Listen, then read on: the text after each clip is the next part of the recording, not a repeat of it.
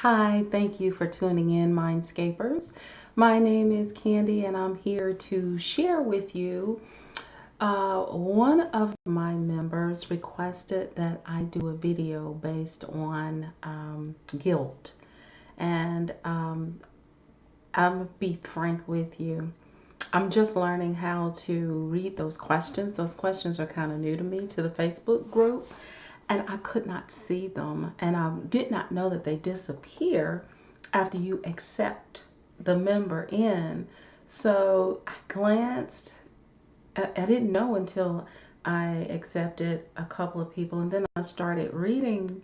And then I accepted to go, and then I wanted to go back. It was just such a confusing event. So I did not get a chance to see the whole question, and I did not get a chance to see everybody's total question.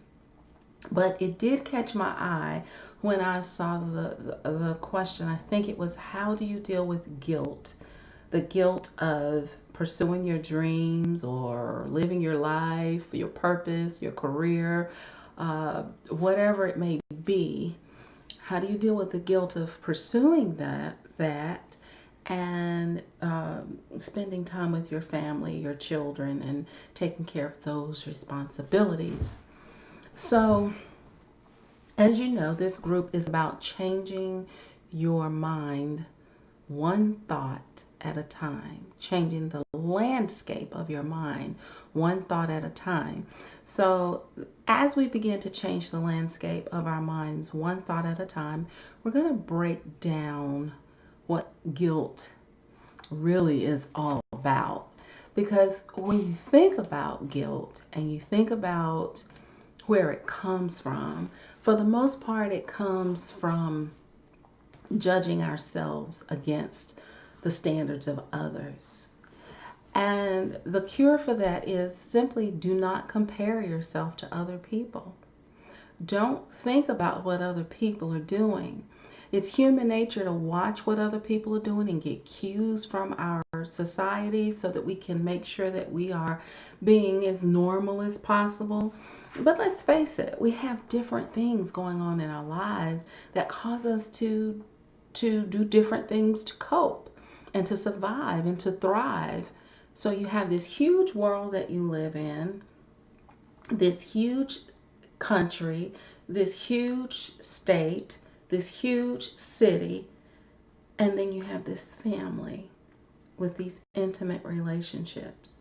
And you compare yourself all the way down. By the time you get down to what really matters is how you feel about your children, your spouse, how you feel about your livelihood, your health, how your children and your spouse see you. Um, those are the things that really, really matter when the lights are low, when the day is over. So it's good to get out and see what the world is doing so you can kind of check yourself if you need to. But at the end of the day, it is going to be what works for you and your family, what works for you and your dynamic. So the best thing you can do, number one, is do not compare yourself to others. Um, Number two, being forced to do things differently. Sometimes when we're forced to do something, we feel guilty about it. When we resist change, we normally resist change because we don't know what's going to happen. We don't know what to expect. And our minds are like, no, no, no, no, no, no, no. We don't want to do that because that's going to upset what's going on right now. Even if what's going on right now is not the best thing, we tend to still put on the brakes when it comes to change. But when we're forced to do something, usually that means we have to let go of something. Whenever we have to let go of something, we start to feel guilty. We had to let go of that organization. We had to let go of some friends. We probably had to let go of our marriage, you know.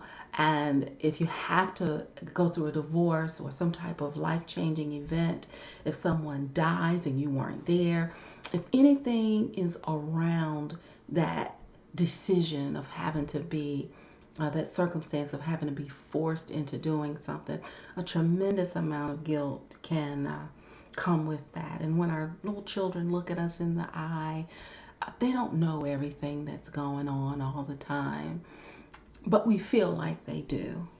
And we begin to feel guilty, like we failed, like we haven't done all that we can do. So, number two, after you understand that you do not need to compare yourself to others, accept what is. Just accept it. Acceptance is one of the most liberating things that you can do for yourself and for your family, for your friends, for people that come in contact with you. Acceptance is so important. Acceptance is not always a process. Sometimes you don't even have time to accept something because it just is what it is. It's going to happen regardless of what you think, do, or say. It is there, and this is how things have to be, and we have to do it. The third thing is include your family and your children in your wins. When you succeed at something, celebrate. Take the family out, include them, explain to them what just happened. I just got 100 people in my group. I just landed my first client. And go around and ask everybody to share their wins for the day. What did you do today that made you feel like a winner? This can kind of help us when we feel like we have so many things to do, because we can get so overwhelmed with things that we don't take time to celebrate. So this breaks up that bombarded feeling where we feel like we got to put our children off, put our spouse off, put our parents off, put our friends off. I can't do that right now. I can't do that right now. I have to do this. I have to do this. I have to do that. If you get a win, invite everybody together. Share with them that win. Take a deep breath. Have everybody exhale with you and celebrate. And that will relieve some of the guilt. Promise you it will. Promise you it will. Spend the day doing nothing. Running out of time makes us feel guilty, right? So if you haven't caught on to what I'm doing, I'm letting you know what causes guilt, and I'm letting you know what can relieve guilt. So far, judging ourselves by the standards of others, being forced to do things differently than what we thought that we should be doing them, too many things to do, leaving not enough time to celebrate. And 4 is running out of time. Often that's the thing that makes me feel really bad. Like, I'm just running out of time. I don't have enough time to do this. I don't have enough time. I don't have enough time. Spend the day doing nothing. You're going to feel guilty at first. You're going to feel guilty. I did this with my 20-year-old daughter today. She had gotten into a car accident. I helped her with her car. She just had a birthday, and because I helped her with a car, I couldn't get her a birthday present. I was like, sorry, honey, this is your birthday present. Happy birthday.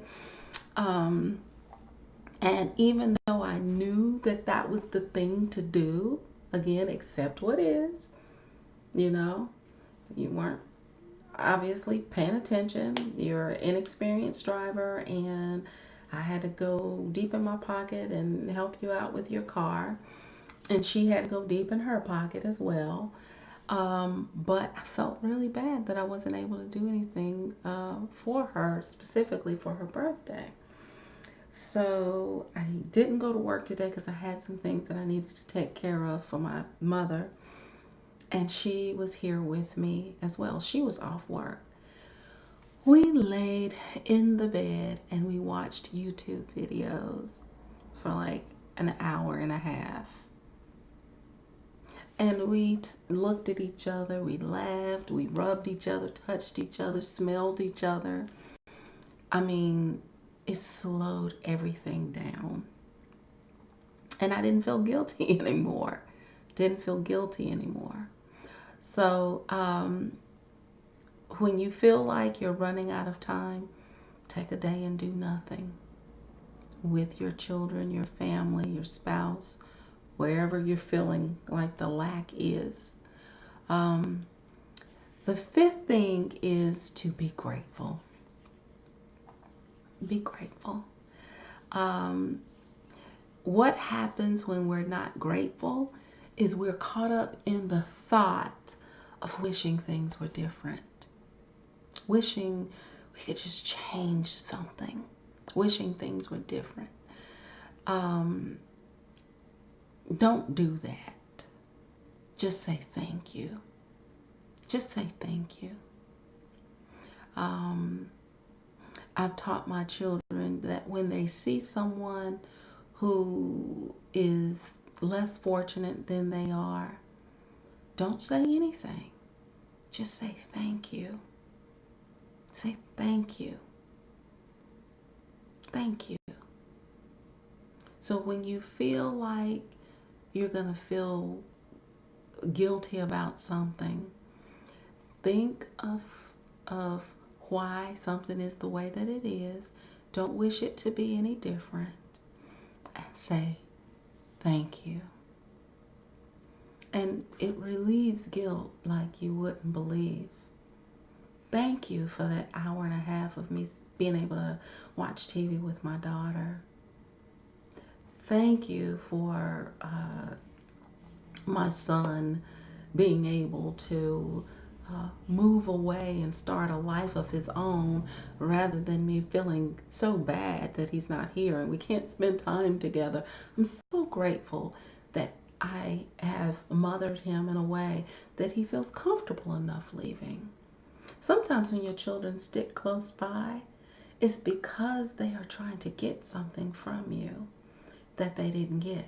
When they take off, you just know you did what you were supposed to do, as long as they're not taking off like, running away.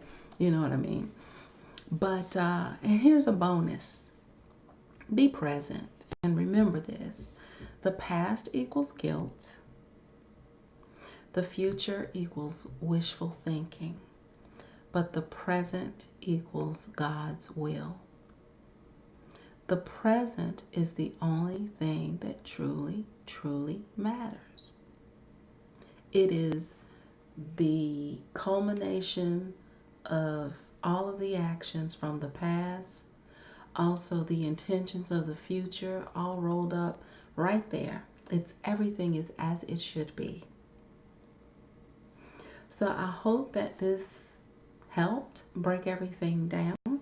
I'm going to put my notes in the comment section, and you can look at them and actually take them and read them for yourself for any future need that you have to remind yourself to not feel guilty, but to be grateful, be present, be in the moment. Thank God.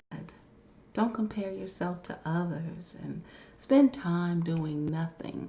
Don't even plan an agenda with your family. When your children, when your spouse, when whomever you're connected to wakes up and say, "What are we doing today?" Say, "Absolutely nothing."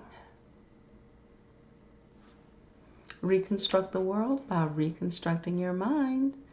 Thank you. Bye-bye.